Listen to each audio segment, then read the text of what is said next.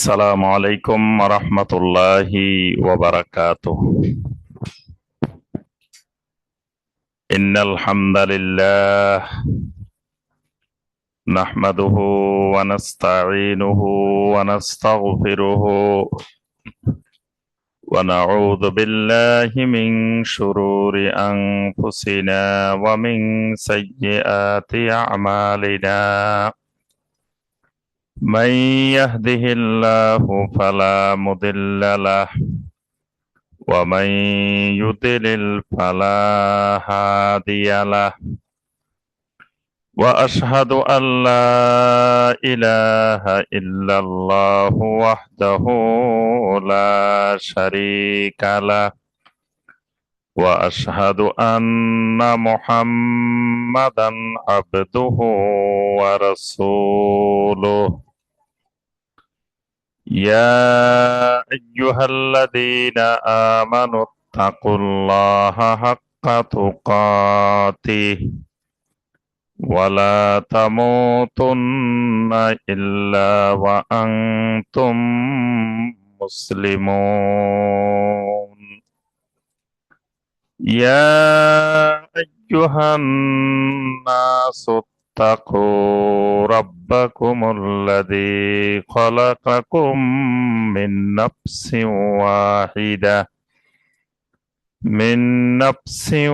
واحدة وخلق منها زوجها وبث منهما رجالا كثيرا ونساء. واتقوا الله الذي تساءلون به والأرحام إن الله كان عليكم رقيبا.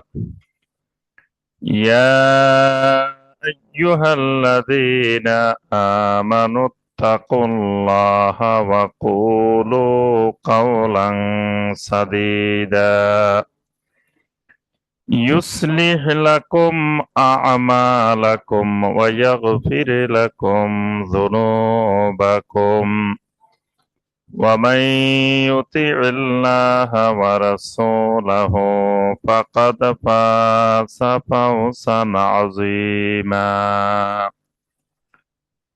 أما بعد فإن خير الحديث كتاب الله وخير الهدي هدي محمد صلى الله عليه وسلم وشر الأمور محدثاتها وكل محدثة بدعة وكل بدعة ضلالة وفي رواية وكل ضلالة في النار. اللهم صل على محمد وعلى آل محمد كما صليت على إبراهيم وعلى آل إبراهيم إنك حميد مجيد. اللهم بارك على محمد وعلى آل محمد كما باركت على إبراهيم وعلى آل إبراهيم إنك حميد مجيد.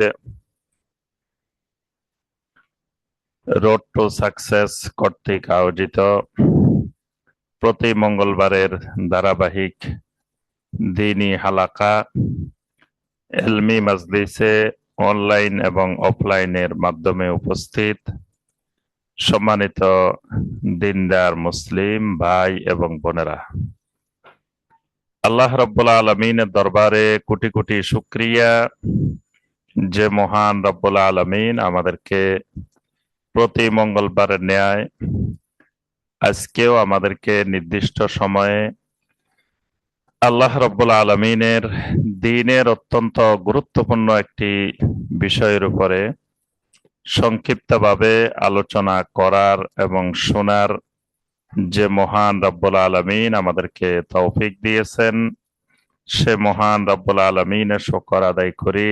সকলে বলি আলহামদুলিল্লাহ। সম্মানিত ভাই ও বোনেরা, আমাদের ধারাবাহিক যে বিষয়ের উপরে আলোচনা চলছে, বিষয়টি হলো আল্লাহ রাব্বুল আলামিনের তাওহীদ। আমাদের 10 পর্বে তাওহীদের উপরে একটি কোর্স। তো এই 10 পর্বের মধ্যে আমরা ইতিপূর্বে 6 পর্ব আমরা আলোচনা করেছি। আজকে তাওহীদের উপরে আমাদের 7ম পর্বের আলোচনা হবে ইনশাআল্লাহ। 7ম পর্বে থেকে আমরা যে বিষয়টি শুরু করব সেটি হলো নাওয়াকিদুত তাওহীদ। আমরা প্রথম থেকে আলোচনা করে আসছি তাওহীদ কাকে বলে, তাওহীদ কত প্রকার, তাওহীদের রুকন, তাওহীদের শর্ত, এগুলো আমরা আলোচনার পরে এবার আসবো আমরা যে তাওহীদ কোন পদ্ধতিতে কিভাবে ভেঙে যায়, তাওহীদ নষ্ট হয়ে যায়। প্রত্যেকটি জিনিসেরই নাওয়াকিদ আছে। ওযুরও ওযু ভঙ্গের কারণ আছে, সলাতের সলাত ভঙ্গের কারণ আছে, সিয়ামের সিয়াম ভঙ্গের কারণ আছে। তো ঠিক তাওহীদ ভঙ্গেরও কিছু কারণ আছে। তো তাওহীদ ভঙ্গের প্রধানত দুটি কারণ, একটি হলো শিরক আর একটি হলো কুফর। নাওয়াকিদুত তাওহীদ প্রধানত দুইটি, একটি হলো শিরক আর একটি হলো কুফর। শিরক এবং কুফর এই দুইটির মাধ্যমে তাওহীদ নষ্ট হয়ে যায়, তাওহীদ ভেঙে যায়। শিরক এবং কুফরের মধ্যে পার্থক্য কি? দুইটাই ঈমান বিধ্বংসী জিনিস, দুইটাই ঈমান নষ্ট করে, তাওহীদ নষ্ট করে। দুইটার কারণে মানুষ স্থায়ীভাবে জাহান্নামী হয়। পার্থক্য হলো কুফরটা অনেক ব্যাপক, আম, শিরিকটা খাস। মানে প্রথম সম্পর্ক এই দুইটার মধ্যে আম খাস সম্পর্ক। আম খাস সম্পর্ক মানে প্রত্যেকটি শিরক কুফর, কিন্তু প্রত্যেকটি কুফর শিরিক নয়। যত শিরক আছে পৃথিবীতে সমস্ত শিরক, এটা শিরকও আবার কুফরিও। যে শিরিক করলো সে কুফরি করলো, আবার যে কুফরি করছে সেটা শিরিক নাও হতে পারে। যেমন সূরা আল বাইয়িনা আয়াত নম্বর 6, আল্লাহ সুবহানাহু ওয়া তাআলা বলেন, ইন্নাল্লাযীনা কাফারু মিন আহলিল কিতাবি ওয়াল মুশরিকিনা ফি নারি জাহান্নামা খালিদিনা ফিহা উলাইকা হুম শাররুল বারিয়্যাহ। এখানে আল্লাহ রাব্বুল আলামিন কুফরের কথা বলছেন। ইন্নাল্লাযীনা কাফারু, যে মানুষগুলা কুফরি করে। কারা কুফরি করে? এখানে দুই শ্রেণীর মানুষের কথা বলছেন, মিন আহলিল কিতাব ওয়াল মুশরিকিন। তাহলে আহলুল কিতাবেরা কুফরি করে, কিন্তু আল্লাহ পাক তাদেরকে মুশরিক থেকে আলাদা করে বলছেন। মুশরিক হলো যারা শিরিককারী, অর্থাৎ মুশরিক বলতেন আল্লাহ রাব্বুল আলামিন যারা ইহুদিও না খ্রিস্টানও না, এদের বাকি সবাইকে আল্লাহ পাক মুশরিকিন বলছেন। আর ইহুদি খ্রিস্টানদেরকে আলাদা করে বলছেন মিন আহলিল কিতাব। তাহলে বোঝা যায় প্রত্যেক কুফরকারী মুশরিক না। মানে মুশরিক, কাফেরটা মুশরিকের উপরে, কিন্তু মানে সে কুফরি করছে মানে ওইটা শুধু কুফর হতে পারে, শিরিক নাও হতে পারে। যেমন জাদু করা, জাদু জাদু এটা কুফরি, কিন্তু এটা শিরিক না। জাদুটা কুফরি কিন্তু শিরিক না। তারপরে আপনার কুফরি আছে যেমন আল কারাহা। কারাহাটা কুফরি, কিন্তু শিরিক না। কারাহাটা কি? কারাহা হলো বিমা আনজালাল্লাহ, আল্লাহ রাব্বুল আলামিন যা নাযিল করছেন, কোরআনে কারীমের কোন একটা জিনিসকে অপছন্দ করা, এটা কুফরি। কোরআনে কারীমের কোন একটা আয়াতকে অস্বীকার করা, এটা কুফরি। নবী সাল্লাল্লাহু আলাইহি সাল্লামের কোন সুন্নাহকে প্রত্যাখ্যান করা, অস্বীকার করা, এটা কুফরি, কিন্তু শিরিক না। তাহলে আমরা বুঝলাম যে কুফর এবং শিরিক দুইটাই বড় বড় ক্ষতিকর দুইটি জিনিস, কিন্তু দুইটার মধ্যে মৌলিক কিছু পার্থক্য আছে। এজন্য আমরা দুই পর্বে আলোচনা করব। আজকের পর্বে হলো ঈমান ধ্বংসের, ঈমান ভঙ্গের কারণ শিরক। প্রথম কারণ শিরক। আজকে আমরা শুধু শিরক নিয়ে আলোচনা করব ইনশাআল্লাহ।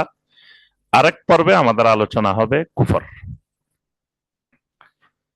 কোরআনে কারিমে আল্লাহ রাব্বুল আলামিন কয়েকটা আয়াতে কারিমে বলছেন যে কিয়ামতের ময়দানে অনেক মানুষ দেখা যাবে যারা আমল নিয়ে আল্লাহর দরবারে হাজির হবে, কিন্তু আমল নিয়ে হাজির হওয়ার পরেও তার আমল নামায় কোনো আমল থাকবে না।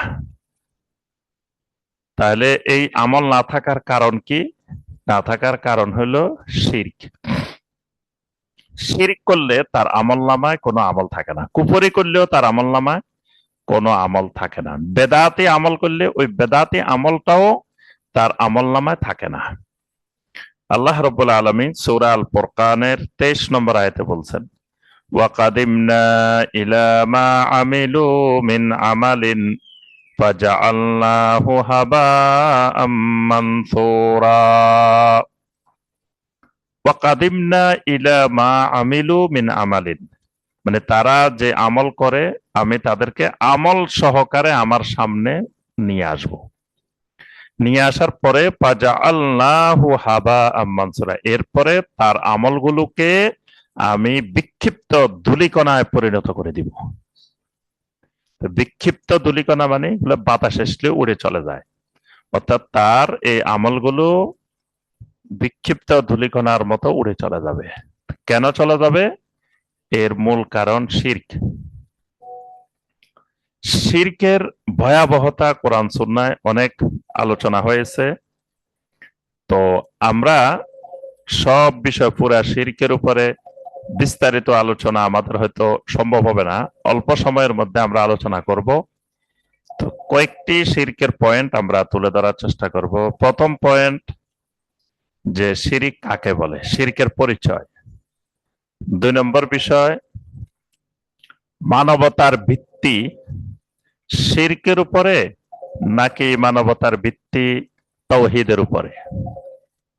কোনটার উপরে মানবতার ভিত্তি, এটা আমরা একটু আলোচনা করব। কারণ আমাদের সমাজে যারা শিরিক করে তারা বলে যে আমরা সনাতন ধর্মের অনুসারী, অর্থাৎ আমাদের ধর্মটা পুরাতন আর ইসলাম বা মুসলিমেরা নতুন।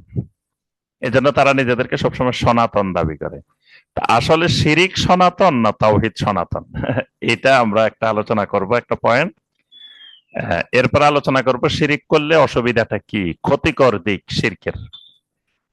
আর চতুর্থ পয়েন্ট হলো আমাদের সমাজে প্রচলিত ভয়াবহ কিছু শিরক, বহুল প্রচলিত কিছু শিরক।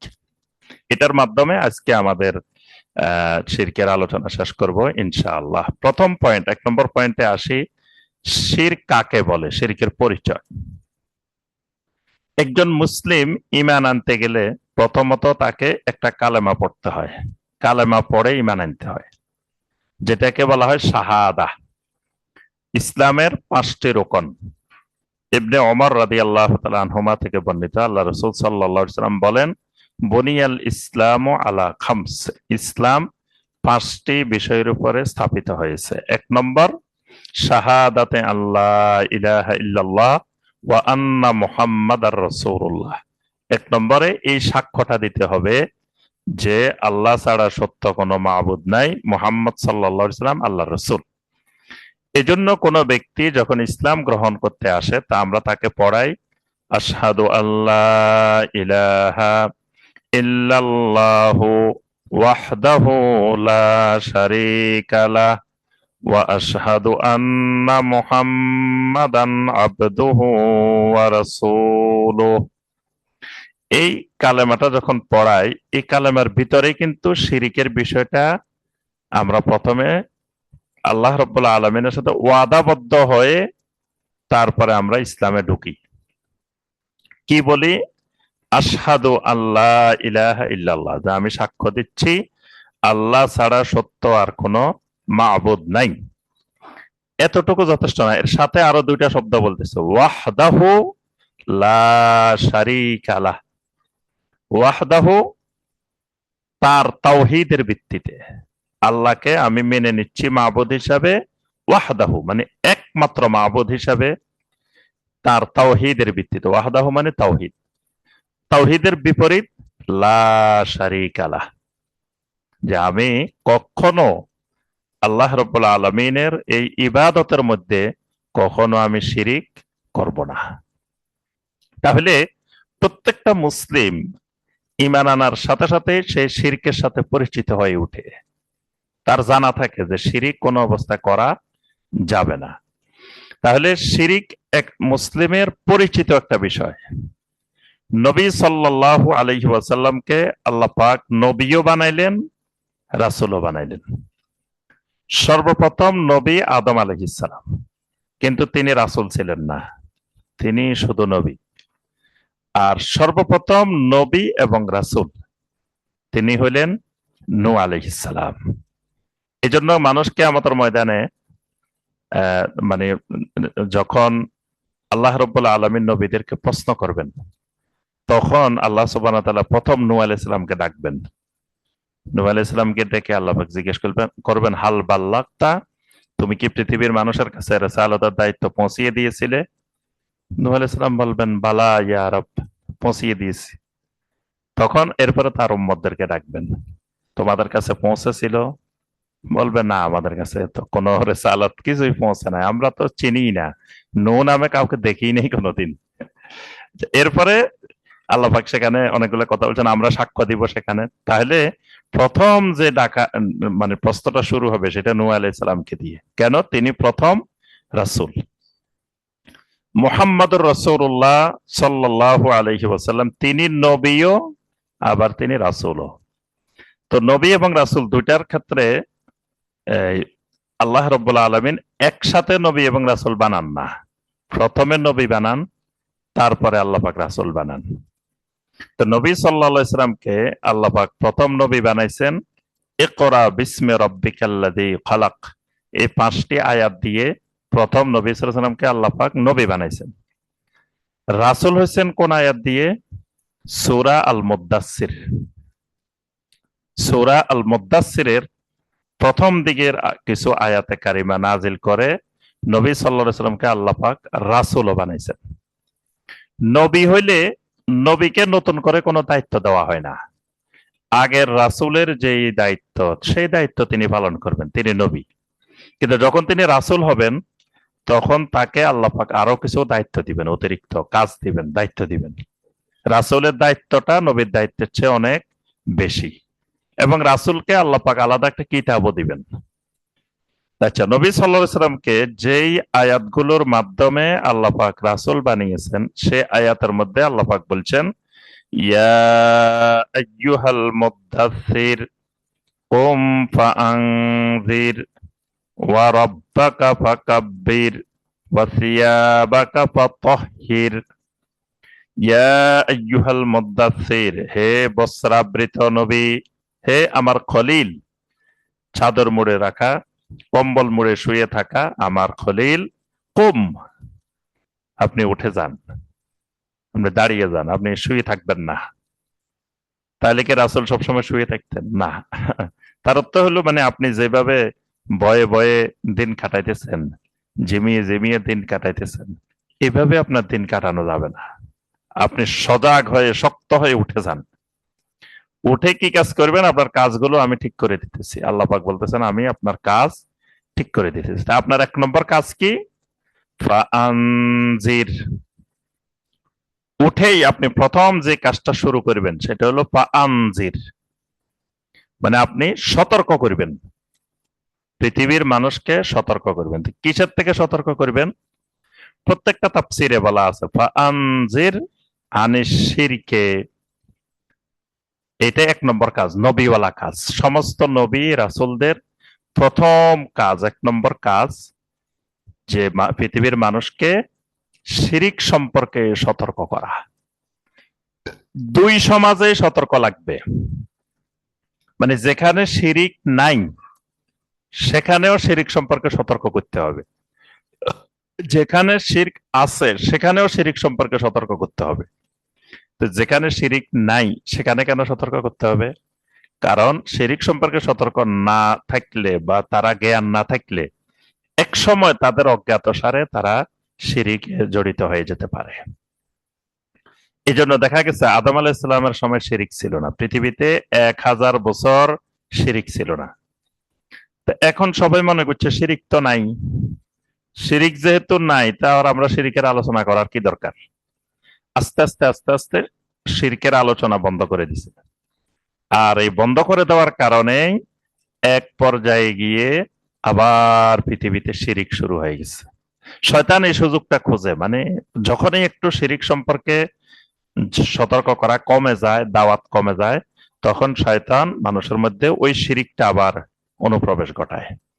তাহলে 1 নম্বর নবীওয়ালা কাজ পৃথিবীর মানুষকে শিরিক সম্পর্কে সতর্ক করা। একজন মুসলিম নিজে যেমন শিরিক থেকে দূরে থাকবে, তেমনি সারা পৃথিবীর সকল মানুষকে তিনি শিরিক থেকে দূরে রাখার জন্য চেষ্টা করবেন, দাওয়াত দিবেন। শিরিক কাকে বলে? শিরকের আবিধানিক অর্থ অনেকগুলো আছে। শিরকের আবিধানিক অর্থ সংরক্ষণ করা, সাথী হওয়া, অংশীদার হওয়া।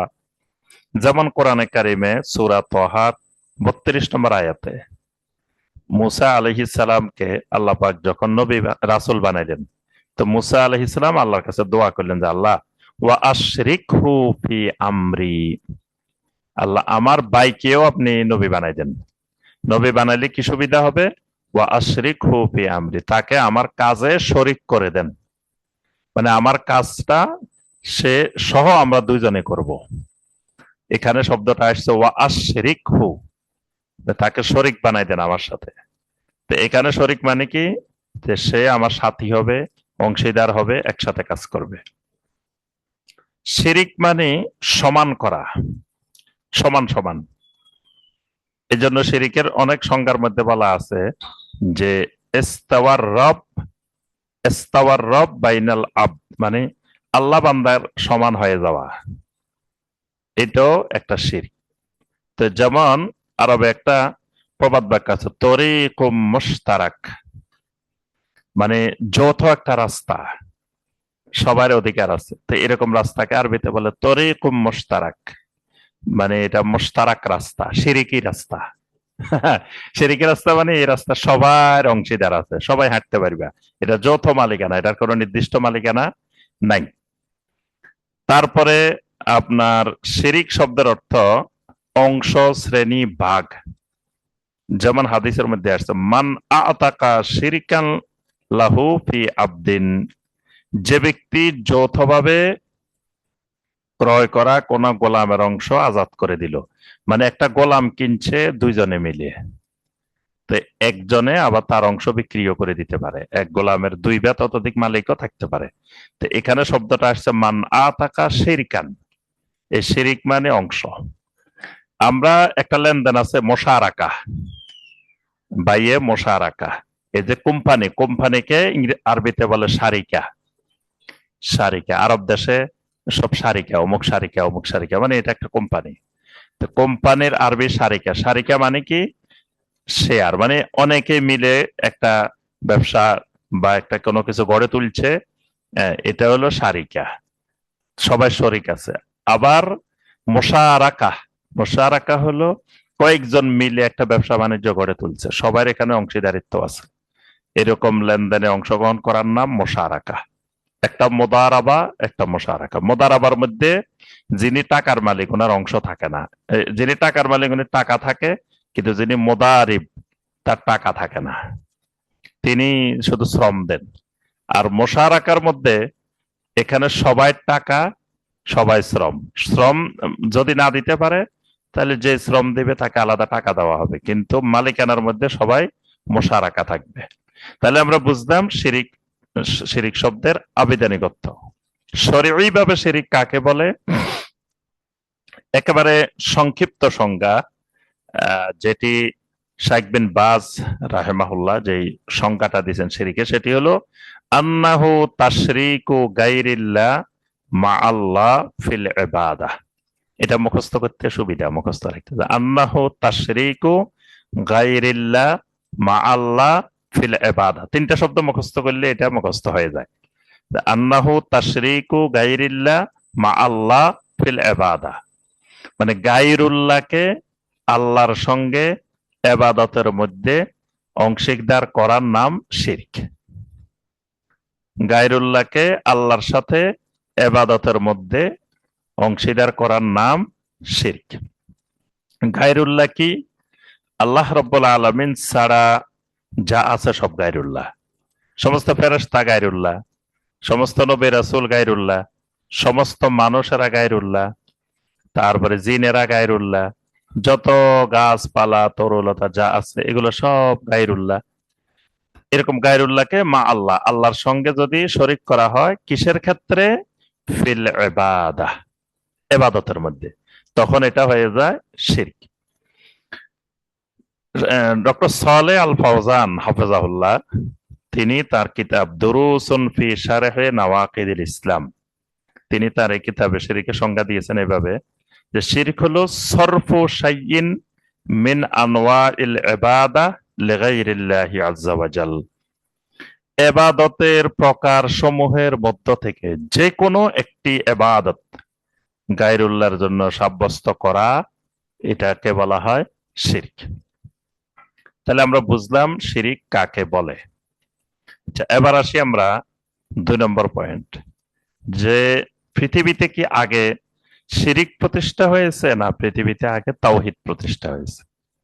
কারণ পৃথিবীতে অনেক মানুষ দেখবেন, বৌদ্ধরা বলে যে বৌদ্ধরাই পৃথিবীতে সনাতন, তাদের আগে পৃথিবীতে কেউ কোনো ধর্ম ছিল না, তারাই পৃথিবীতে প্রথম ধর্ম। আবার হিন্দু ধর্মের অনুসারীরা বলে যে পৃথিবীতে তারাই সনাতন, এবং অনেক মুসলিমও না জানার কারণে তারা বলে যে সনাতন ধর্মের অনুসারী। তো সনাতন হলো ইসলাম, মানে আল্লাহর জমিনের সূচনা হয়েছে ইসলাম দিয়ে, এবং আল্লাহর জমিনে প্রথম তাওহীদ প্রতিষ্ঠিত হয়েছে, শিরিক পৃথিবীতে ছিলই না।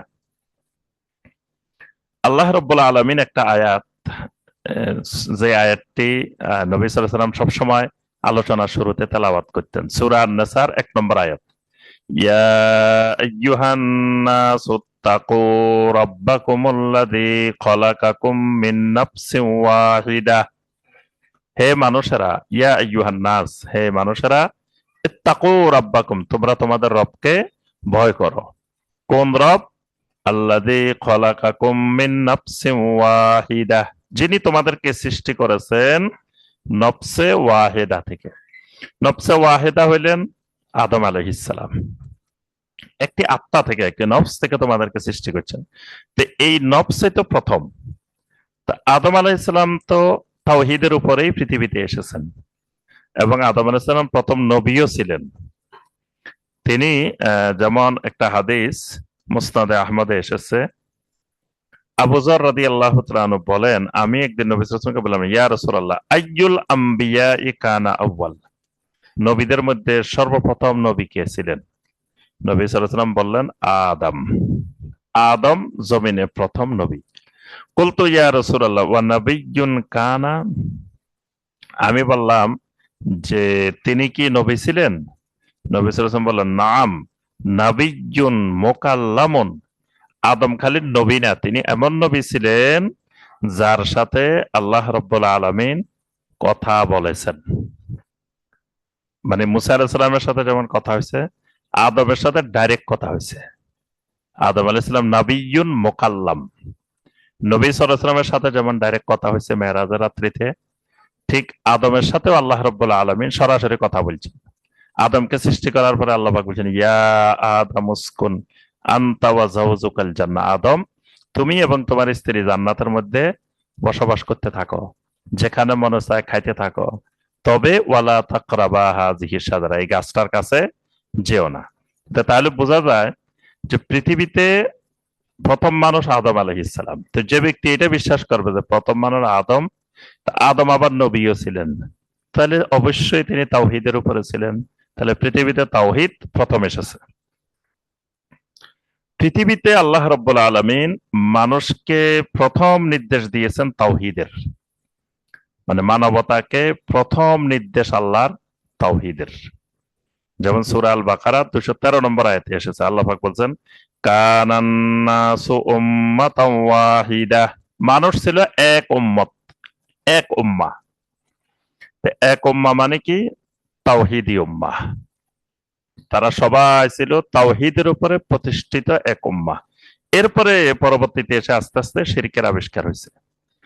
এই কারণে কোরআনে কারিমের সূরা আল বাকারার, সূরা আল ফাতিহা, তারপরে সূরা আল বাকারা তেলাওয়াত করতে করতে আসলে দেখা যাবে যে 20 নম্বর আয়াতে কারিমা পর্যন্ত আল্লাহ পাক কোনো আদেশও দেন নাই, নিষেধ করেন।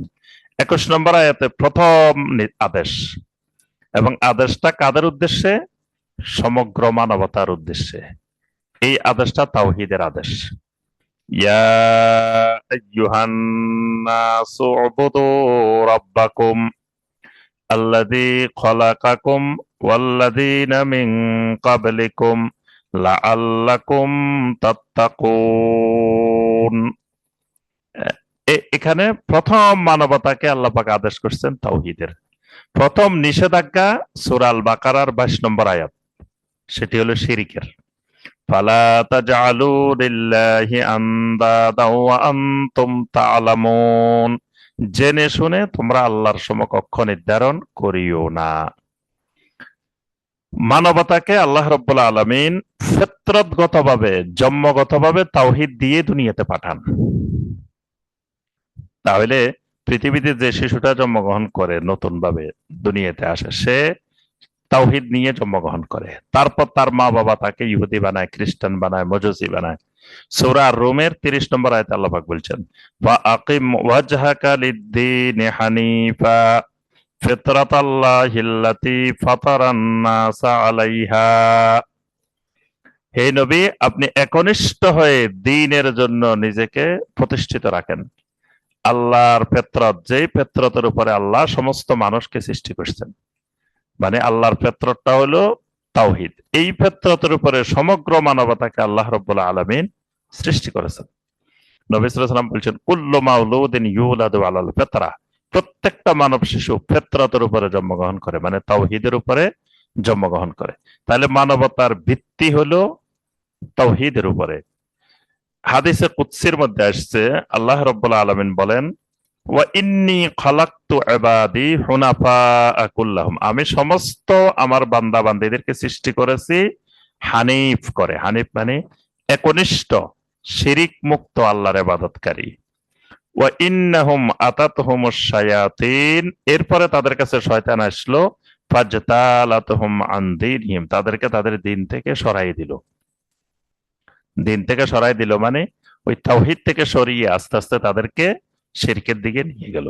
তাহলে আমরা বুঝলাম যে পৃথিবীতে মানবতার ভিত্তি, সনাতন মানবতা, সেটি হলো তাওহীদ, শিরিক না। এবার আসি আমরা শিরিকের ভয়াবহতা। 3 নম্বর পয়েন্ট, শিরিক করলে অসুবিধাটা কি? শিরিকের ভয়াবহতা খুবই মারাত্মক। শিরিক করে যদি কেউ তাওবা ছাড়া মারা যায়, মানে শিরিক থেকে তওবা করে নাই, শিরিক থেকে ফিরে আসে নাই, এরকম অবস্থায় মারা গেছে, তাহলে আল্লাহ রাব্বুল আলামিন কিয়ামতের ময়দানে সকল গুনাহ আল্লাহ চাইলে ক্ষমা করে দিবেন, কিন্তু শিরকের গুনাহ আল্লাহ রাব্বুল আলামিন ক্ষমা করবেন না। সূরা আন-নিসার 48 নম্বর আয়াত, সূরা আন-নিসার 116 নম্বর আয়াত, দুই আয়াতেই আল্লাহ পাক একই কথা বলছেন, ইন্নাল্লাহা লা ইয়াগফিরু আন ইউশরাকা বিহি ওয়া ইয়াগফিরু মা দুনা যালিকা লিমান ইয়াশা। আল্লাহ রাব্বুল আলামিন চাইলে তিনি বান্দার সকল গুনাহ ক্ষমা করে দিবেন, কিন্তু লা ইয়াগফিরু আন ইউশরাকা বিহি, আল্লাহর সাথে কেউ শরীক করলে এই গুনাহ আল্লাহ রাব্বুল আলামিন ক্ষমা করবেন না। শিরিকের মাধ্যমে বান্দা যখন গুনাহ করে মারা যায়, এটা আল্লাহর উপরে সবচাইতে বড় জুলুম। শিরিকটা আল্লাহ রাব্বুল আলামিনের উপরে সবচাইতে বড় জুলুম। এর থেকে বড় জুলুম আর কোনোটা হয় না। কারণ বান্দার উপরে আল্লাহর অধিকারটা হলো তাওহীদ, যে বান্দা একমাত্র আল্লাহর ইবাদত করবে, এটা বান্দার উপরে আল্লাহর অধিকার। তো যখন বান্দা শিরিক করে তখন তার সেই অধিকারটা, আল্লাহর এই অধিকারটা নষ্ট করে ফেলে। এই জন্য সূরা লোকমানের 13 নম্বর আয়াতে আল্লাহ পাক বলছেন, ইন্না শিরকা লা যুলমুন আযীম। শিরিকটা হলো মহান জুলুম। নবী সাল্লাল্লাহু আলাইহি ওয়াসাল্লাম বলেন, আয-যুলমু সালাসাতুন। জুলুম হলো 3 প্রকার। ফাযুলমুন লা ইয়াগফিরুহুল্লাহ, এক ধরনের জুলুম আছে আল্লাহ এই জুলুম ক্ষমা করেন না। ওয়া যুলমুন ইয়াগফিরুহু, আরেকটা জুলুম আছে এই জুলুম আল্লাহ ক্ষমা করে দেন। ওয়া যুলমুন লা ইয়াতরুকুহুল্লাহ, আরেকটা জুলুম আছে যেই জুলুম আল্লাহ ছাড়েন না। একটা জুলুম আল্লাহ ক্ষমা করেন না, একটা জুলুম ক্ষমা করেন, আর একটা জুলুম আল্লাহ ছেড়ে দেন না। তো নবী সাল্লাল্লাহু আলাইহি ওয়াসাল্লাম তিনটার ব্যাখ্যা দিয়েছেন। ফাআম্মা যুলমুল্লাযী লা ইয়াগফিরুহুল্লাহ, যে জুলুমটা আল্লাহ রাব্বুল আলামিন ক্ষমা করেন না, এই জুলুমটা হলো ফাশিরক, এই জুলুমটা হলো শিরক।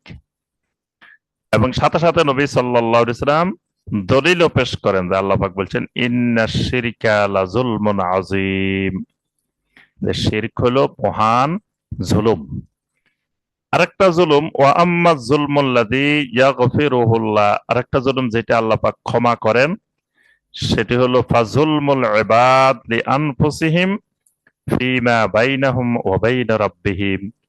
বান্দা যখন আল্লাহর কোনো নাফরমানি করে, আল্লাহর কোনো গুনাহ করে, আল্লাহর কোনো হুকুম অমান্য করে, এটা বান্দা যখন ফিরে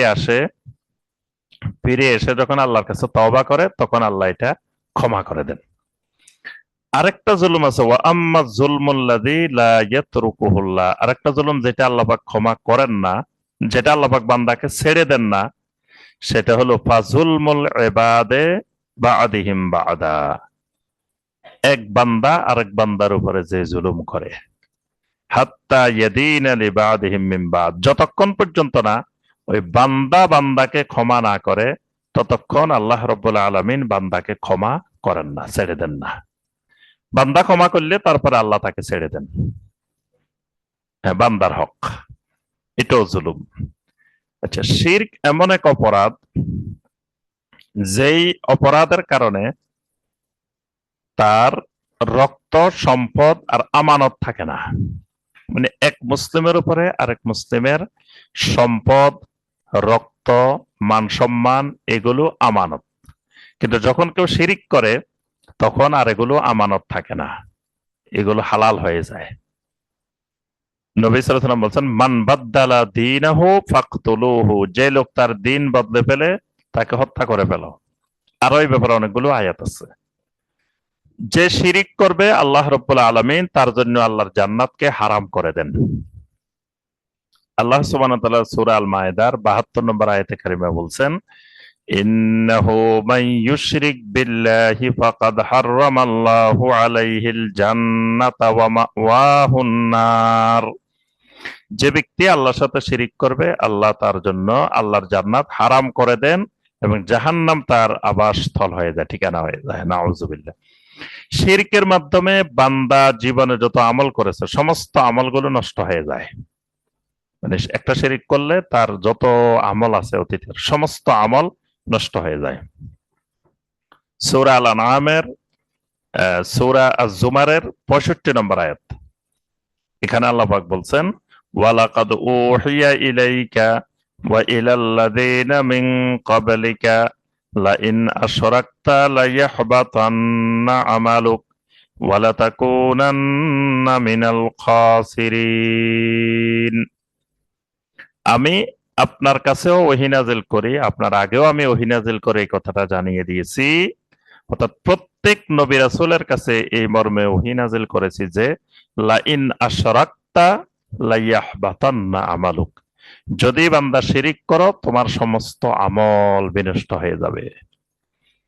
সূরা আল-আনআমের 88 নম্বর আয়াতে আল্লাহ পাক বলেছেন, ওয়ালাউ আশরাকু লাহাবিতা আনহুম মা কানু ইয়ামালুন, যদি তারা শিরিক করত তো যা আমল করছে সব নষ্ট হয়ে যেত। শিরিক এমন একটি অপরাধ, যেই অপরাধের কারণে বান্দার যেই সম্মান, সে সম্মান নষ্ট হয়ে যায়, মানে ইজ্জত। ইমানদারের জন্য দুনিয়া এবং আখিরাতে একটা ইজ্জত আছে, সম্মান আছে। এজন্য আল্লাহ পাক বলেন, ফা ইন্নাল ইজ্জাতা লিল্লাহি ওয়া লিরাসূলিহি ওয়া লিল মুমিনিন, ইজ্জত হলো আল্লাহর, ইজ্জত হলো রাসূলের, ইজ্জত হলো মুমিনের। এজন্য মুমিন মারা গেলেও সম্মানের সাথে ইজ্জতের সাথে তাকে দাফন করা হয়। কিন্তু মুশরিকের যে শিরিক করবে তার দুনিয়াতেও কোনো ইজ্জত থাকবে না, আখিরাতেও কোনো ইজ্জত থাকবে না, সে হয়ে যাবে শাররুল বারিয়া, সৃষ্টি জগতের মধ্যে সবার চেয়ে নিকৃষ্ট হয়ে যাবে। শিরিক ফিতরতের নূরকে নিভিয়ে দেয়। মানুষের চেহারার মধ্যে, মানুষের শরীরের মধ্যে একটা ফিতরতের নূর থাকে। আল্লাহ সৃষ্টি করার সময় যখন তাওহীদ দিয়ে সৃষ্টি করেন, তাওহীদের একটা নূর মানুষের চেহারার মধ্যে থাকে। যখন সে শিরিক করে তখন ওই তাওহীদের নূরটা নষ্ট হয়ে যায়, তাওহীদের নূরটা আর থাকে না। এরপরে আপনার শিরিক মানুষকে ধারণার উপরে চলতে সহযোগিতা করে, এলেম বিমুখ করে। মানে যখন শিরিক করে মানুষ, তখন সে আর এলমের উপরে চলে না, তখন সে শুধু ধারণার উপরে চলে। শিরিক মানুষের অন্তরগুলোকে নাপাক বানিয়ে দেয়। অর্থাৎ শিরিকের ভয়াবহ ক্ষতিকারক অনেকগুলো দিক আছে, যে দিকগুলোর কারণে মানুষ, বান্দা শিরিকের কারণে দুনিয়াতেও ক্ষতিগ্রস্ত হয়, আখেরাতেও বান্দা চরম ভাবে ক্ষতিগ্রস্ত হয় শিরিকের কারণে। কারণ শিরিক বান্দাকে দুনিয়া এবং আখেরাত উভয় জায়গায় চরম ভাবে ক্ষতিগ্রস্ত করে। এবার আসি আমরা আরেকটি পয়েন্ট, গুরুত্বপূর্ণ বিষয়, যেটা হলো আমাদের সমাজে বহুল প্রচলিত কিছু শিরক। শিরিক মূলত দুই ধরনের হতে পারে, একটা হলো শিরকে আকবর আর একটা হলো শিরকে আসগর। শিরকে আকবর আপনার যে শিরিকটার আমরা আলোচনা করতেছি, এটা মূলত শিরকে আকবর, মানে এটা দ্বারা ইমান আমল সব নষ্ট হয়ে যায়, স্থায়ী জাহান্নামী হয়ে যায়, এগুলো হলো শিরকে আকবর। আবার শিরকে আসগর কিছু কিছু জিনিস আছে, এগুলোকে হাদিসে শিরিক বলা হয়েছে, কিন্তু মানে শব্দটা শিরিক ব্যবহার হয়েছে, কিন্তু এটার দ্বারা তার ইমান ভাঙ্গে না এবং এটার দ্বারা তার স্থায়ী জাহান্নামী হয় না, এরকম কিছু শিরিক আছে। এই শিরিক গুলোকে বলা হয় শিরকে আসগর, ছোট ছোট শিরিক। যেমন রিয়া, রিয়া বা লোক দেখানো ইবাদত করা, লোক দেখানো ইবাদতকে শিরিক বলা হয়েছে, রিয়া, কিন্তু এটা ছোট শিরিক। এটা দ্বারা সে কাফের হয়ে যাবে না বা মুশরিক হয়ে যাবে না, তার ইমান ভেঙে যাবে না। যেমন আপনার মুসনাদ আহমদের হাদিস, আল্লাহ রাসূল সাল্লাল্লাহু আলাইহি ওয়াসাল্লাম বলেন, ইন্না আখওয়াফা মা আখাফু আলাইকুম আশ-শিরকুল আসগার, যে আমি তোমাদের ব্যাপারে সবচেয়ে বেশি ভয় পাই শিরকে আসগরের। সাহাবায়ে কেরাম জিজ্ঞাসা করলেন, ওয়ামা শিরকুল আসগার, হে আল্লাহ রাসূল সাল্লাল্লাহু আলাইহি ওয়াসাল্লাম, শিরকে আসগর কি? নবী সাল্লাল্লাহু আলাইহি ওয়াসাল্লাম বলেন, আর রিয়া, রিয়াটা শিরকে আসগর। তারপরে কেউ আল্লাহ ছাড়া কারো নামে কসম করলো,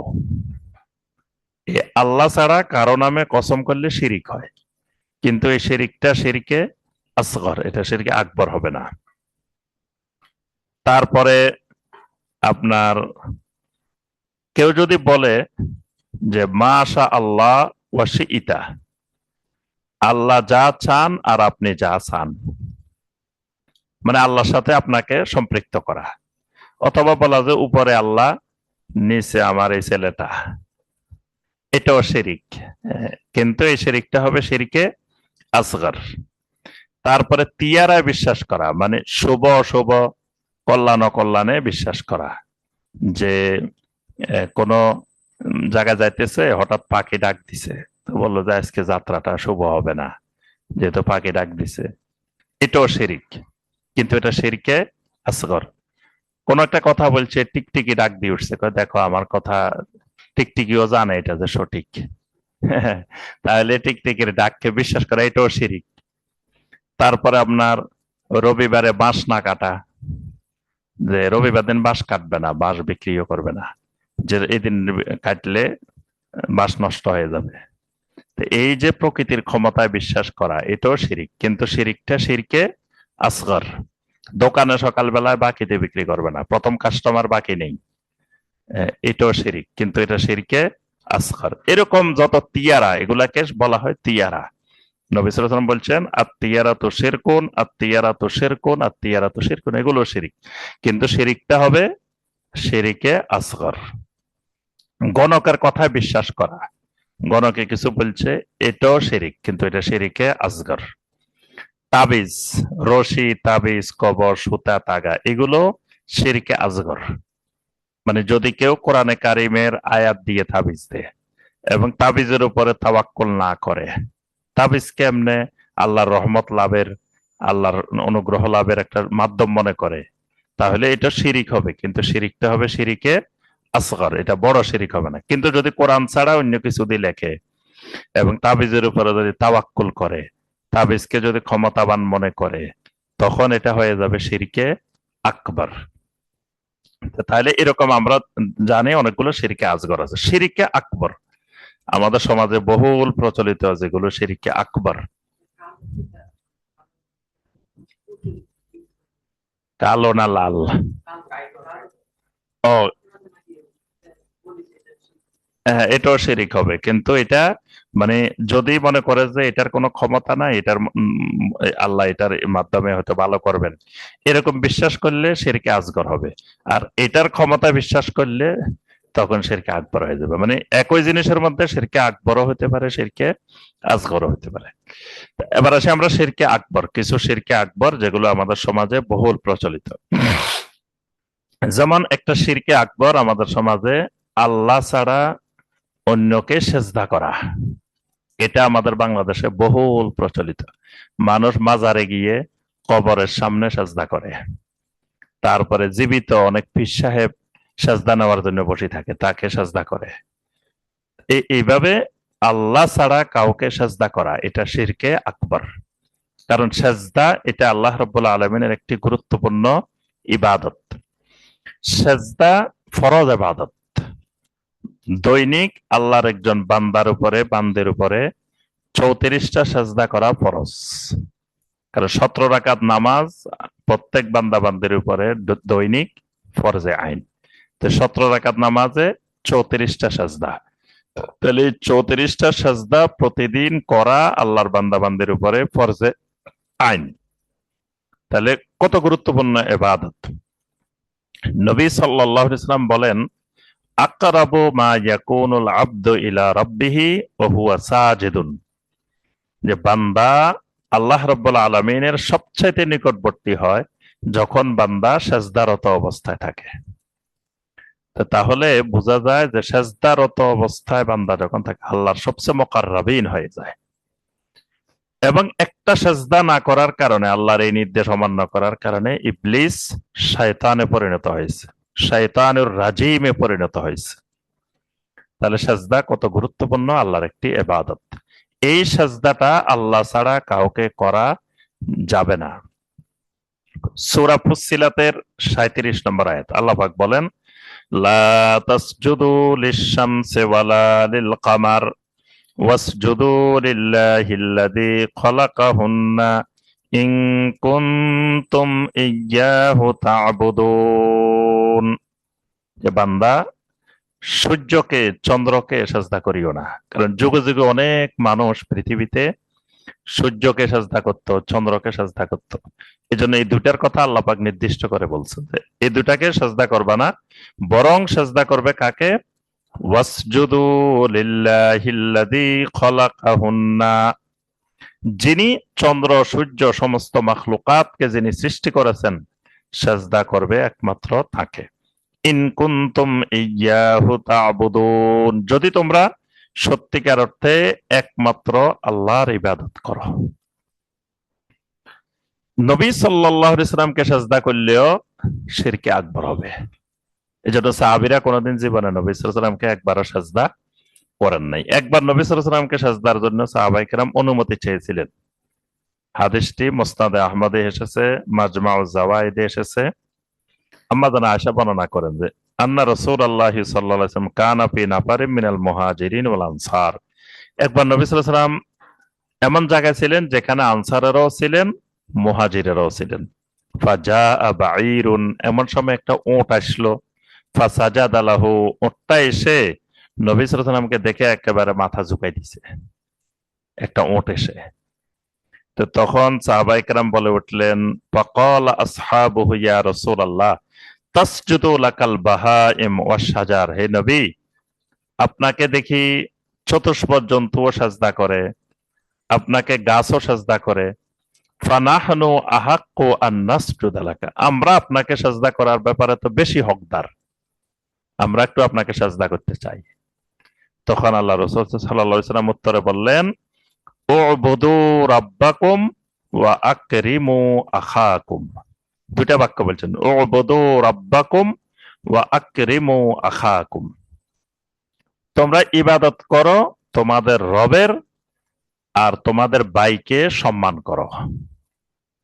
তো এখানে নবী সাল্লাল্লাহু আলাইহি ওয়াসাল্লাম বুঝাতে চেয়েছেন যে সেজদা যে আমাকে করতে চেয়েছো, সেজদাটা হলো ইবাদত, এটা আমাকে করা যাবে না, এটা করতে হবে উবুদু রাব্বাকুম, এটা একমাত্র রবকে করতে হয়। আর আমাকে সম্মান করবা, সম্মান করার মাধ্যম সেজদা না। এই জন্য সেজদা করবা আল্লাহকে, আমাকে সম্মান করবা। ওয়ালাউ কুনতু আমিরান আহাদান আন ইয়াসজুদা লি আহাদিন লা আমারতুল মারআতা আন তাসজুদা লি যাওজিহা। যদি আল্লাহ ছাড়া কাউকে দুনিয়াতে আমি সাজদা করার জন্য নির্দেশ দিতাম, তাহলে দুনিয়ার স্ত্রীদেরকে আমি বলতাম তারা যেন তাদের স্বামীদেরকে সাজদা করে। কিন্তু এটাও শিরিক, এটাও করা যাবে না। এই জন্য দুনিয়াতে কাউকে সাজদা করার জন্য আমি নির্দেশ দিই না।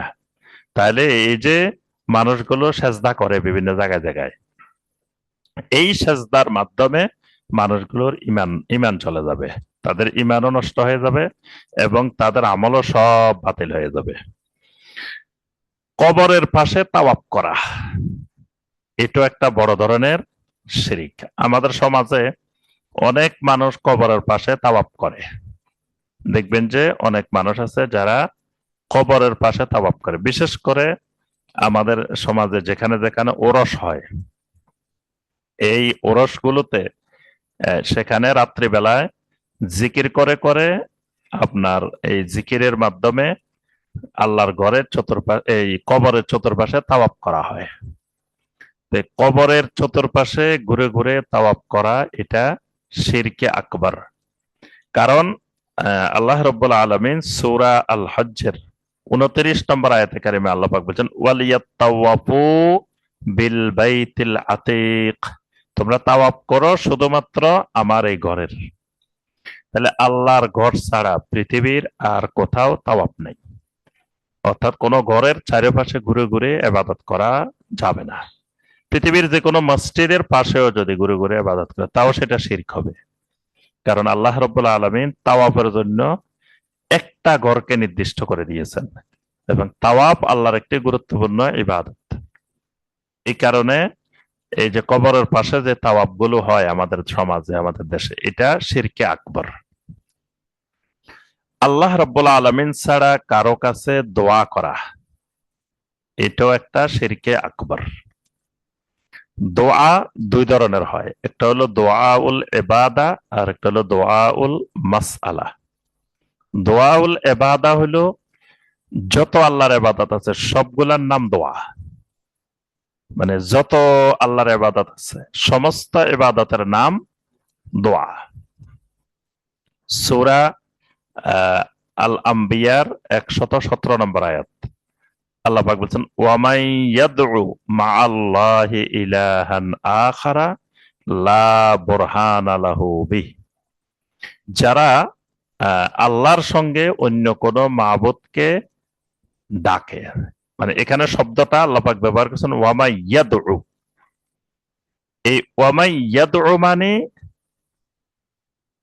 এটার অর্থ হলো ওয়ামাই ইয়াবুদু, মানে দোয়া অর্থ ইবাদত, যারা আল্লাহর সাথে অন্য কোনো মাবুদের ইবাদত করে। তারপরে আল্লাহ সুবহানাহু ওয়া তাআলা সূরা গাফিরের ৬০ নম্বর আয়াতে সরাসরি দোয়াকে ইবাদত বলছেন। আল্লাহ রাব্বুল আলামিন প্রথম বলছেন ওয়া ক্বালা রাব্বুকুম উদউনি আস্তাজিব লাকুম, তোমাদের রব তোমাদেরকে বলতেছেন উদউনি আস্তাজিব লাকুম, তোমরা আমার কাছে দোয়া করো, আমি তোমাদের দোয়া কবুল করব। ইন্নাল্লাযীনা ইস্তাকবিরুনা আন ইবাদাতি সায়াদখুলুনা জাহান্নামা দাখিরিন, যারা আমার ইবাদত করতে অহংকার প্রদর্শন করে তারা অচিরেই লাঞ্ছিত হয়ে জাহান্নামে যাবে। তাহলে আয়াতের প্রথম অংশে দোয়ার কথা বলছেন, এখানে এসে বলছে আমার ইবাদত করতে অহংকার করে। এখানে আমার ইবাদত মানে দোয়া, দোয়াকে আল্লাহ রাব্বুল আলামিন সাথে সাথে ইবাদত বলছেন। এই জন্য যত ইবাদত আছে আল্লাহর প্রত্যেকটা ইবাদত দোয়া। আরেকটা হলো দোয়াউল মাসআলা। মাসআলা হলো আল্লাহর কাছে চাওয়া, যে কোনো বিষয়ে আল্লাহ রাব্বুল আলামিনের কাছে চাওয়ার মাধ্যমে দোয়া, এটাও একটা দোয়া। এটা হলো দোয়াউল মাসআলা। তো এই দোয়াউল ইবাদার ক্ষেত্রে যেমন আল্লাহ ছাড়া কারো জন্য করলে শিরিক হয়, যেমন আমরা একটু আগে বললাম যে সেজদা, সেজদা দোয়া, কিন্তু সেটা দোয়াউল ইবাদা। তাওয়াফ, এটা দোয়াউল ইবাদা। ঠিক একইভাবে দোয়াউল মাসআলা,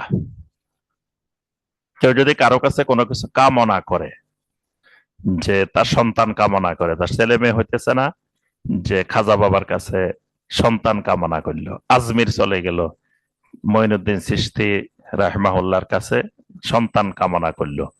এই যে সন্তান কামনা করা বা কারো বিপদ আপদে কারো কাছে এরকম কোন মৃত ব্যক্তির কাছে, ওলিয়া উলিয়ার কাছে সাহায্য কামনা করা, তারপরে বিপদে পড়ছে, এখানে ঢাকা শহরে ডাক দিল ইয়া গাউসুল আজম, ইয়া আলী, আলীকে ডাক দিল, অথবা অন্য কাউকে ডাক দিল, এরকম। তখন এই ডাক দেওয়াটা এটাও শিরকে আকবর। কারণ তাকে ডাক দেওয়া মানে কি, যে সে আমাকে এখানে সহযোগিতা করবে। তা আল্লাহ রাব্বুল আলামিন ছাড়া তো কেউ আমাকে এখানে সহযোগিতা করতে পারে না। তো এটা মুশরিকেরাও এরকম করতো। কোরআনে কারিমে আল্লাহ রাব্বুল আলামিন সূরা আল আনকাবুতের 65 নম্বর আয়াতে আল্লাহ পাক বলছেন ফাইদা রাকিবু ফিল ফুলকে দাআবুল্লাহ মুখলিসিনা লাহুদ্দিন ফালাম্মা নাজ্জাহুম ইলাল বাররি ইদা হুম ইউশরিকুন। এরা যখন কোন নৌযানে আরোহণ করে তখন আল্লাহকে একনিষ্ঠভাবে, একেবারে মুখলিসিনা লাহুদ্দিন, সাগরের মাঝখানে যখন বিপদ আপদে পড়ে তখন আল্লাহকে এইভাবে একনিষ্ঠভাবে ডাকে। যখন আল্লাহ রাব্বুল আলামিন তাদেরকে কিনারায় এনে দেন, ইদা হুম ইউশরিকুন, তখন আবার পুনরায় তারা শিরিক করা আরম্ভ করে। তাহলে এই যে আল্লাহ ছাড়া কাউকে ডাকা, কারো কাছে দোয়া করা, এটাকে আল্লাহ পাক শিরক হিসাবে, মুশরিকদের বৈশিষ্ট্য হিসাবে বর্ণনা করছেন। আল্লাহ ছাড়া কোনো মাখলুকের জন্য মান্নত করা, এটা শিরকে আকবর। কোনো মাখলুকের জন্য মান্নত করা, কারণ মান্নত একটা ইবাদত। আল্লাহ রাব্বুল আলামিন সূরা আদ-দাহারের ৭ নম্বর আয়াতে আল্লাহ পাক বলেন ইউফুনা বিন নাজরে, মানে ইমানদারদের বৈশিষ্ট্য হলো তারা কোনো মান্নত করলে সে মান্নতটা পূর্ণ করে। তো সুতরাং এই মান্নত করাটা ইবাদত। এই ইবাদতটা যদি আল্লাহ ছাড়া কারোর জন্য মান্নত করা, কোনো মাজারের জন্য মান্নত করা হয়, সেটা মোমবাতি মান্নত করুক, সিন্নি মান্নত করুক, টাকা মান্নত করুক, তারপর মশারি মান্নত করুক, গরু মান্নত করুক, ছাগল মান্নত করুক, যেটাই মান্নত করুক, এটা শিরকে আকবর। এটা যদি ৫ টাকাও মান্নত করে, এটাও শিরকে আকবর। এই ৫ টাকা দিয়েও তার ইমান নষ্ট হয়ে যেতে পারে। মানে ইমান নষ্ট হওয়ার জন্য বেশি টাকার দরকার নেই, অল্প টাকা, ৫ টাকা ১০ টাকাও কিন্তু তার ইমান নষ্ট হয়ে যেতে পারে। কারণ সে ওই ব্যক্তিটাকে, মাজারের ব্যক্তিটাকে সে ক্ষমতা সম্পন্ন মনে করছে, এই জন্য তার জন্য মান্নত করছে, যে তার নামে মান্নত করলে সে সহজে সমস্যাটা সমাধান করে দিবে। তো এটা তো আল্লাহ রাব্বুল আলামিন ছাড়া কেউ সমাধান করতে পারে না। তাবাররুকের শিরিক, এটাও শিরকে আকবরের শিরিক। যে যে কোনো গাছ, এটারে বরকতের গাছ, তাবাররুকের গাছ মনে করে নেওয়া, যে এই গাছের পাতা বরকত, এই গাছের ছালের মধ্যে বরকত, এই গাছের এটার মধ্যে বরকত। তারপরে কোন মাছ, মাছকে বরকত মনে করা, যেমন বিভিন্ন মাজারে মাজারে দেখবেন গজার মাছ, তারপরে শৈল মাছ, এগুলোকে মানুষ বরকতের মনে করে, এগুলার কিনে কিনে খাবার খাওয়ায়। যারটা খায় তারটা ভাগ্যবান, যারটা খায় না তারটা মানে ভালো ভাগ্য নাই। তারপরে কুমির, তারপরে বিভিন্ন প্রাণী, কচ্ছপ, এগুলোকে বরকতের উৎস মনে করা।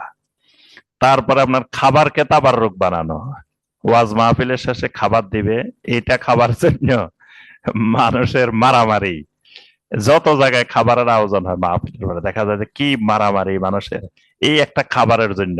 এবং খাবারটাকে এরা এটা তাবাররুক মনে করে, এটা তাবাররুক আছে, সবাই এটা খাবার জন্য বসে থাকে। এটাও শিরকে আকবর।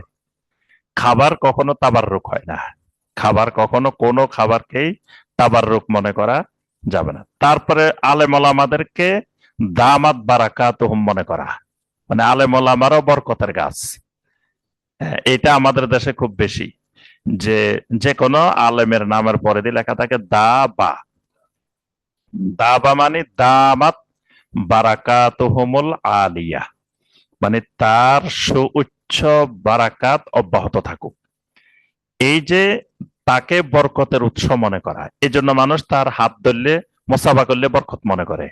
এজন্য কোনো জায়গায় গেলে মানুষ আলেম ওলামাদের সাথে মোসাফা করার জন্য হুমড়ি খাই পড়ে, পীর সাহেবের সাথে মোসাফার বরকতের জন্য, যেহেতু ওনার শরীরটা বরকত, উনি দামাত বারাকাতুহুম, ওনার সাথে মোসাফা করলে বরকত, ওনার পাগড়ি ধরলে বরকত, ওনার আপনার ওই পাঞ্জাবি ধরলে বরকত, ওনার গায়ের সাথে লাগতে পারলে বরকত। তো এই যে মানে তাকে বরকতের উৎস মনে করা, এটাও শিরকে আকবর। জমিনে শুধু একজন ব্যক্তি বরকত মোবারক, নবী সাল্লাল্লাহু আলাইহি ওয়াসাল্লাম মোবারক। নবী সাল্লাল্লাহু আলাইহি ওয়াসাল্লামকে আল্লাহ পাক কোরআনে কারিমে অনেক জায়গায় মোবারক বলছেন। নবী সাল্লাল্লাহু আলাইহি ওয়াসাল্লামের পুরা বডির মধ্যে বরকত। এই জন্য নবী সাল্লাল্লাহু আলাইহি ওয়াসাল্লামের ঘামের থেকে আতরের ঘ্রাণ বের হইতো, কারণ নবী সাল্লাল্লাহু আলাইহি ওয়াসাল্লামের শরীরটা মোবারক, বরকতের শরীর। তারপর নবী সাল্লাল্লাহু আলাইহি ওয়াসাল্লামের আঙ্গুলের দুই ফাঁক থেকে ঝর্ণা দ্বারা, পানির ঝর্ণা দ্বারা বের হয়েছে। নবী সাল্লাল্লাহু আলাইহি ওয়াসাল্লাম এইভাবে দিচ্ছেন, এখান থেকে পানির ঝর্ণা বের হয়েছে। হ্যাঁ, সহি হাদিস, বুখারীর হাদিস। তারপরে নবী সাল্লাল্লাহু আলাইহি ওয়াসাল্লামের কুলি কূপের মধ্যে নিক্ষেপ করার পরে কূপের থেকে, হুদায়বিয়ার কূপের থেকে জোয়ারের পানির মতো পানি উঠে গেছে। 1400 সাহাবী তাদের বাহন প্রায় 10-12 দিন পর্যন্ত এই জায়গায় এই পানি পান করছেন, গোসল করছেন, ব্যবহার করছেন, পানি কমে নেই। তারপরে নবী সাল্লাল্লাহু আলাইহি ওয়াসাল্লামকে এক সাহাবী দাওয়াত দিছেন, তিনি অল্প একটা ছাগল জবাই করছেন, অল্প কিছু খাবার, সেই খাবার প্রায় মানে 700-800 মানুষ খাওয়ার পরেও ওই খাবার আগের মতোই আছে। নবী সাল্লাল্লাহু আলাইহি সাল্লামকে জাবের বিন আব্দুল্লাহ তার বাবার ঋণ পরিশোধের জন্য যখন নিয়ে গেছেন, নবী সাল্লাল্লাহু আলাইহি সাল্লাম বললেন যে খেজুরগুলো এক জায়গায় রাখো, রেখে উপর দিয়ে ডাকো। ডাকার পরে নবী সাল্লাল্লাহু আলাইহি সাল্লাম গেছেন, গিয়ে আল্লাহ রাসূল সাল্লাল্লাহু আলাইহি সাল্লাম এই খেজুরের মধ্যে বরকতের জন্য দোয়া করছেন। করে নবী সাল্লাল্লাহু আলাইহি সাল্লাম ওখানে বসা, নবী সাল্লাল্লাহু আলাইহি সাল্লাম বলছেন দাও এগুলো উল্টাইবা না, এক পাশ থেকে তোমার পাওনাদার ডাকবা আর দিতে থাকবা, পাওনাদার ডাকবা আর দিতে থাকবা। সমস্ত পাওনাদারের সব পাওনা খেজুর দিয়ে দেওয়া হয়েছে, তারপরেও আগের খেজুর আছে। সুবহানাল্লাহ। এরকম মানে অসংখ্য ঘটনা নবী সাল্লাল্লাহু আলাইহি ওয়াসাল্লামের জীবনে ঘটছে। কেন? নবী সাল্লাল্লাহু আলাইহি ওয়াসাল্লাম মোবারক। এই জন্য নবী সাল্লাল্লাহু আলাইহি ওয়াসাল্লামের ওফাতের পূর্ব মুহূর্তে আম্মা জান আয়েশা রাদিয়াল্লাহু তাআলা আনহা বলেন যে আমি, নবী সাল্লাল্লাহু আলাইহি ওয়াসাল্লামের হাতগুলো ভারী ভারী হয়ে গেছে, নবী সাল্লাল্লাহু আলাইহি ওয়াসাল্লাম তখন হাত তুলতে পারতেছেন না। তখন আমি সূরা আল ইখলাস, সূরা আল ফালাক, সূরা আন নাস, এই সূরাতুল মুআউযযাত, এই সূরাগুলো তেলাওয়াত করে আমার হাতে ফু দিতাম না, আমি নবী সাল্লাল্লাহু আলাইহি ওয়াসাল্লামের হাতে ফু দিতাম, দিয়ে নবী সাল্লাল্লাহু আলাইহি ওয়াসাল্লামের হাত দিয়ে মাথা থেকে পুরা শরীর মাসে করে দিতাম। কেন? আম্মা জান আয়েশা কারণটা ব্যাখ্যা করে বলছেন লি বারাকাতে ইয়াদিহিমা, যে নবী সাল্লাল্লাহু আলাইহি ওয়াসাল্লামের দুই হাতের মধ্যে বারাকা আছে, তা আমি আয়েশার হাতের মধ্যে বারাকা নেই। তাহলে যেখানে সাহাবায়ে কেরাম দামাত বারাকাতুহুম ছিলেন না, সেখানে আমাদের বাংলাদেশের সবাই দামাত বারাকাতুহুম হয়ে বসে আছে। এবং যারা দামাত বারাকাতুহুম তারা কিন্তু কবরের পাশে মোরাকাবা করাকেও দামাত বারাকাতুহুম মনে করা হয়। এই আকীদায় বিশ্বাস করে, তারা কবরের পাশে মোরাকাবায় বসে। কবরের পাশে মোরাকাবায় বসলে আপনার ওই কবরের থেকে ফয়েজ আসে, তার অন্তরে কবরের থেকে ফয়েজ আসে। মানে একজন দাবা মারা গেছে, দাবারে কবর দিছে, দাবার কবরের থেকেও বরকত আসে, এই আকীদাও তারা বিশ্বাস করে। এজন্য আপনার চিশতিয়া সাবেরিয়া তরিকার যিনি প্রধান, এই উপমহাদেশের যিনি, মানে যার থেকে চিশতিয়া সাবেরিয়া তরিকা বের হয়েছে, সে কালান্দার। ওই কালান্দারের কবরের পাশে রশিদ আহমদ গাঙ্গুহি, তারপরে হাজী আমদাদুল্লাহ মহাজারে মাক্কি, এরা সবাই সারাক্ষণ ওখানে কবরের পাশে মোরাকাবা করত, মানে ধ্যানে বসে থাকতে হচ্ছে তার কবরের থেকে ফয়েজ আসার জন্য। তারপরে আপনার এই দিল্লিতে যে মার্কাজ মসজিদ, সেখানে তো মাজারের মধ্যে মার্কাজ মসজিদ, নিজামুদ্দিন আউলিয়ার কবরের পাশে, ওই মসজিদের মধ্যেই ওখানে ওখানে যিনি তাবলিগ জামাতের প্রতিষ্ঠাতা ইলিয়াস সাহেব, উনি সহ সবাই ওই এই নিজামুদ্দিন আউলিয়ার কবরের পাশে সবসময় মোরাকাবে বসে থাকতেন, যে ওনার কবরের থেকে ফয়েজ আসার জন্য। তারা তারা এই আকীদায় বিশ্বাস করেন। তো এই জন্যই তারা দাবা। তো এই দাবা এটাও শিরকে আকবর। এটা কাউকে বরকতের উৎস মনে করা যাবে না, কোন জায়গাকে বরকতের উৎস মনে করা, কোনো ব্যক্তিকে, কোন জায়গাকে, কোনো কিছুকে মোবারক মনে করা যাবে না। মোবারক আল্লাহর ঘর। আল্লাহ পাক সরাসরি বলে দিয়েছেন, ইন্না আউওয়ালা বাইতিন বুদিআ লিন-নাসি লাল্লাযী বিবাক্কাতা মুবারাকান ওয়া হুদাল লিল আলামিন। মক্কাকে, বাক্কাকে আল্লাহ বলছেন মোবারাকান, এটা বরকতময়। এই জন্য আল্লাহর ঘরে যত তাওয়াফ করবে তত বরকত। তারপর আল্লাহর ঘরের হাতিমের মধ্যে বরকত, হাজরা আসওয়াদের মধ্যে বরকত, তারপরে রুকনে ইয়ামানের মধ্যে বরকত, তারপরে আপনার আল্লাহর ঘরের যে দরজা, দরজা এবং হাজরা আসওয়াদের মধ্যবর্তী স্থান, এই জায়গার মধ্যে বরকত। এভাবে এই জায়গাটা মোবারক। এরপর কোরআনে কারিমকে আল্লাহ মোবারক বলছেন, কোরআনে কারিম বরকত। এই জন্য বরকত চাইলে দাবা হইল কোরআন। কেউ যদি কোরআন তেলাওয়াত করে বরকত, কোরআন পড়ে বরকত, কোরআনের দ্বার শুনে বরকত, কোরআনের সাথে যত রকমের সম্পৃক্ততা হবে তত বরকত বাড়তে থাকবে। কোরআন হলো বরকত। এর বাহিরে নবী সাল্লাল্লাহু আলাইহি ওয়াসাল্লাম কিছু কিছু জিনিসকে বরকত বলছে, যেমন খেজুরের মধ্যে বরকত, তারপর ছাগলের মধ্যে বরকত আছে, ছাগল লালন পালন করার মধ্যে বরকত আছে। এই জন্য ছাগল পালে কেউ কোনোদিন ক্ষতিগ্রস্ত হয় না, ছাগল লালন পালন করে কেউ ক্ষতিগ্রস্ত হয় না। কারণ ছাগল, সমস্ত আম্বিয়া আলাইহিমুস সালাম ছাগল লালন পালন করছেন, ছাগল চড়াইছেন। এই জন্য ছাগলের মধ্যে, ছাগলের মধ্যে না, মানে ছাগল লালন পালনের মধ্যে বারাকা আছে, ছাগলের মধ্যে বরকত না। ছাগল লালন পালনের মধ্যে তার মানে এটা, এই চাষাবাদটা, ছাগলের চাষাবাদ করাটা, এটা বারাকা। তারপরে কৃষি কাজের মধ্যে বারাকা। আদম আলাইহিস সালাম সহ অনেক নবী কৃষি কাজ করছেন, এই জন্য এই কৃষি কাজের মধ্যে আছে বারাকা। কর্মটা বারাকা। তারপরে আপনার এই জাইতুনের মধ্যে বারাকা, যেহেতু কোরআনে কারিমে আল্লাহ পাক কসম করছেন ওয়াত্তিন, এই জন্য তিনও বরকতময়। ওয়াজ জাইতুন, জাইতুনও বরকতময়, এই বস্তুটাই বরকতময়। এজন্য জাইতুনের খাবারও বরকত, জাইতুনের তেলও বরকত, জাইতুনের সাথে দিয়ে যা বানানো হয় সবকিছুর মধ্যে বরকত। তিনও বরকত, তিন ফল এবং জাইতুন ফল। এই জন্য পুরা মিশর, জর্দান, এসব অঞ্চলে, মানে যেসব অঞ্চলগুলোতে জাইতুন উৎপন্ন হয়, তারা একেবারে প্রত্যেকটা খাবার জাইতুন ছাড়া কোনো খাবার খায় না, তিন জাইতুন ছাড়া। কারণ এই দুইটার মধ্যে বারাকা। তারপরে খেজুরের মধ্যে বারাকা, তারপরে মধুর মধ্যে বারাকা, কালো জিরার মধ্যে বারাকা। মানে এগুলো যেগুলোকে নবী সাল্লাল্লাহু আলাইহি ওয়াসাল্লাম বলে দিছেন, হ্যাঁ, সেগুলো বারাকা। এর বাইরে নিজের থেকে বারাকা বানানো যাবে না। এটা বারাকা, এটা এরকম কোনো কিছু নির্দিষ্ট করে বারাকা বানানো যাবে না। আচ্ছা, এরপরে আমাদের সমাজের প্রচলিত আরো যেই শিরক গুলো আছে, সেগুলো হলো জিনের কাছে আশ্রয় চাওয়া। জিনের কাছে আশ্রয় চাওয়া, এটা সমাজে বহুল প্রচলিত শিরক। জিনের কাছে গায়েব জানতে চাওয়া। আমাদের সমাজের লোকেরা গিয়ে গিয়ে জিনের কাছে গায়েব জানতে চায়। তো গায়েব তো আল্লাহ রাব্বুল আলামিন ছাড়া আর কেউ জানে না। মানুষও যেমন গায়েব জানে না, জিনও এরকম কোনো গায়েব জানে না।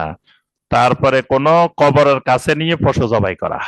এখান থেকে গরু কিনে একবার আপনি ফরিদপুর নিয়ে গেলেন, বরিশাল নিয়ে গেলেন, ওখানে নিয়ে জবাই করবেন, যে কেন ওই যে আল্লাহর ওলির পাশে নিয়ে জবাই করলে আল্লাহর ওলির মোকাররাবিন হওয়া যাবে, আল্লাহর ওলি খুশি হবে, এই উদ্দেশ্যে ওখানে নিয়ে করলে, জবাই করলে এটাও শিরক, শিরকে আকবর। কবর চুনকাম করা, কবরের উপরে বসে থাকা, কবরের উপরে কোনো স্থাপনা ঘরবাড়ি নির্মাণ করা, কবরের দিকে ফিরে সালাত আদায় করা, এগুলা কবর সামনে নিয়ে সালাত আদায় করা, এগুলা শিরকে আকবর। যেমন নবী সাল্লাল্লাহু আলাইহি ওয়াসাল্লাম সহিহ মুসলিমের হাদিস এবং নাসাইতেও আসছে, নবী সাল্লাল্লাহু আলাইহি ওয়াসাল্লাম বলেছেন, লা তুসাল্লু ইলাল কুবুর, খবরদার তোমরা কবরের দিকে মুখ করে কখনো সালাত আদায় করবে না। ওয়ালা তাজলিসু আলাইহা, কবরের উপরে কখনো বসবে না। আরেকটা হাদিস সহিহ মুসলিমের হাদিস, এখানে নবী সাল্লাল্লাহু আলাইহি ওয়াসাল্লাম বলেছেন, নাহা রাসূলুল্লাহ সাল্লাল্লাহু আলাইহি ওয়াসাল্লাম আন ইউজাসসাসাল কবর, কবরকে চুনকাম করতে, কবরকে পাকা করতে নবী সাল্লাল্লাহু আলাইহি ওয়াসাল্লাম কঠোরভাবে নিষেধ করছেন। ওয়া আন ইউকআদা আলাই, কবরের উপরে বসতে নিষেধ করছেন। ওয়া আন ইউবনা আলাই, কবরের উপরে কোনো স্থাপনা ঘর বাড়ি কোনো কিছু বানাইতে, গম্বুজ এটা সেটা এগুলো বানাইতে নবী সাল্লাল্লাহু আলাইহি ওয়াসাল্লাম নিষেধ করেছেন। তারপরেও দেখা যায় আমাদের সমাজে এগুলো বানানো হয়, এগুলো সবই শিরকে আকবর। তো শিরিক আরো অনেকগুলো আছে, আমরা আজকে আর শিরকে আকবর কয়েকটা আমরা আলোচনা করলাম। আরো কিছু আসবে, আমাদের পরে দুইটা পর্ব থাকবে ঈমান ভঙ্গের কারণ, ঈমান ভঙ্গের কারণ 2 পর্ব থাকবে, সেখানে আমরা আরো কিছু শিরিকের বিষয়ে আলোচনা করবো। তো শিরিক থেকে মুক্ত থাকতে হলে কি করতে হবে? প্রথম কথা, অতিরঞ্জন করা যাবে না, যে কোনো ক্ষেত্রে অতিরঞ্জন পরিহার করতে হবে, কাউকে সুপারিশকারী নির্ধারণ করা যাবে না, জাহালত দূর করতে হবে, আর সব সময় শিরিক থেকে বাঁচার জন্য আল্লাহর কাছে দোয়া করতে হবে। আল্লাহুম্মা ইন্নী আউযু বিকা আন উশরিকা বিকা ওয়া আনা আ'লাম ওয়া আস্তাগফিরুকা লিমা লা আ'লাম, এই দোয়াটা বেশি বেশি করতে হবে। যে আল্লাহ, আল্লাহুম্মা ইন্নী আউযু বিকা, আল্লাহ আমি আপনার কাছে আশ্রয় চাই, কিসের থেকে? আন উশরিকা বিকা, আপনার সাথে শরীক করা থেকে, ওয়া আনা আ'লাম, জেনে শুনে, ওয়া আস্তাগফিরুকা লিমা লা আ'লাম, যেটা আমি না জেনে করে ফেলি এটার জন্য আপনার কাছে ক্ষমা চাই। এভাবে আল্লাহ রাব্বুল আলামিনের কাছে দোয়া করতে হবে। আর শিরিকের স্থান, শিরিককারী, এদের থেকে সবসময় দূরে থাকতে হবে, শিরিককারী থেকেও সবসময় দূরে থাকতে হবে, শিরিকের জায়গা থেকেও দূরে থাকতে হবে। এই জন্য দাজ্জাল আসলে উৎসুক জনতা যদি দাজ্জাল দেখতে যায়, নবী সাল্লাল্লাহু আলাইহি ওয়াসাল্লাম দাজ্জাল দেখতে যাইতে নিষেধ করছেন। নবী সাল্লাল্লাহু আলাইহি ওয়াসাল্লাম বলছেন যে তোমার বাড়ির পাশ দিয়েও যদি দাজ্জাল চলে যায়, দাজ্জাল দেখতে যেও না, কারণ দাজ্জাল দেখতে গেলে দাজ্জালের ফিতনা তোমাকে গ্রাস করে ফেলতে পারে। তো এজন্য শিরিককারীকে দেখতে গেলে শিরিককারীর ফিতনা গ্রাস করে ফেলতে পারে, কারণ শিরিককারীর মধ্যেও কিছু কিছু জিনিস কিন্তু খুব আকর্ষণীয় আছে। শিরিক করে কিন্তু তাহাজ্জুদও পড়ে, এরকম শিরিককারীও বাংলাদেশে হাজার হাজার আছে। বললে যে শিরিক করলে কি হবে, লোকটা তাহাজ্জুদ গুজার, লোকটার কি সুন্দর চেহারা, লম্বা দাড়ি, লম্বা পাগড়ি, লম্বা জুব্বা, এগুলা দেখে তারপরে লোকটা মানুষেরা সবসময় খাওয়ায়, হাজার হাজার মানুষেরা খাওয়াইতেছে, তো কত ভালো কাজ করতেছে, আরো কত ভালো কাজ। এই ভালো কাজ দেখে শিরিককারীর শিরিকের দিকে আকৃষ্ট হয়ে যেতে পারে। এই জন্য নবী সাল্লাল্লাহু আলাইহি ওয়াসাল্লাম এই শিরিককারী, শিরিকের জায়গা, এগুলো থেকে দূরে থাকতে বলছেন। তাহলে শিরিক থেকে মুক্ত থাকা আল্লাহ পাক সহজ করে দিবেন। আল্লাহ রাব্বুল আলামিন আমাদের সবাইকে ঈমান বিনষ্টকারী শিরিক থেকে বেঁচে থাকা তৌফিক দান করুন। আল্লাহ রাব্বুল আলামিন আমাদের এই জিকিরের মাজলিসকে কবুল ও মঞ্জুর করে নিন। আল্লাহ রাব্বুল আলামিন আমাদের সবাইকে কবুল ও মঞ্জুর করে নিন। আল্লাহ রাব্বুল আলামিন রোড টু সাকসেসের এই খেদমতকে আল্লাহ পাক কবুল ও মঞ্জুর করে নিন। আল্লাহ পাক আমাদেরকে সকল প্রকার বিপদ আপদ বালা মুসিবত থেকে হেফাজত করুন। আমিন ইয়া রাব্বাল আলামিন।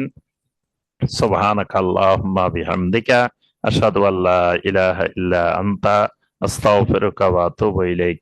আসসালামু আলাইকুম ওয়া রাহমাতুল্লাহি ওয়া বারাকাতুহু। বন্ধ করতে হবে তো। ওনারা কই? ইয়ারে ডাকো না, আরিফ বেরে ডাকো না।